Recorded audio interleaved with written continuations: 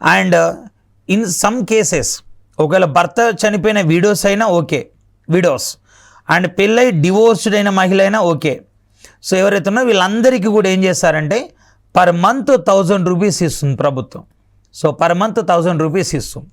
So ఆ పథకమే మనకి సో మహాతారి వందన యోజన ఛత్తీస్గఢ్లో వచ్చి.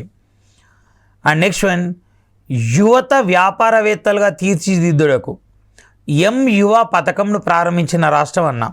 ఓకేనా. సో ఇక్కడ ఏంటంటే యువ అంటే ఏంటంటే ఫస్ట్ ఏ రాష్ట్రమో తర్వాత సో ముఖ్యమంత్రి అన్నాం.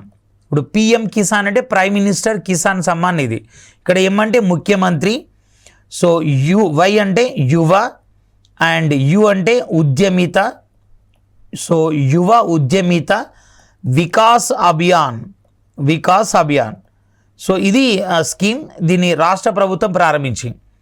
సో ఏంటి, ఎవరైతే యూత్ ఉన్నారో సో వాళ్ళని 2024-25 సంవత్సరం నుంచి వాళ్ళని ఎంటర్ప్రెన్యూర్స్గా మార్చడం కోసం, వాళ్ళని వ్యాపారవేత్తలుగా తీర్చిదిద్దడం కోసం సో ఈ పథకం చేపట్టారు. సో దీనికి సుమారు 2024-25 సంవత్సరంలో 1800 కోట్ల బడ్జెట్ అలొకేషన్స్ కూడా జరిగినాయి. సో ఇంతవరకు దీన్ని ఏ రాష్ట్ర ప్రభుత్వం ప్రారంభించింది అంటే సో మనకు వచ్చేసి యువ మనకి ఉత్తరప్రదేశ్ సో లాంచ్ చేయడం జరిగింది. సో ఈ పథకాన్ని ప్రారంభించిన రాష్ట్రం ఉత్తరప్రదేశ్.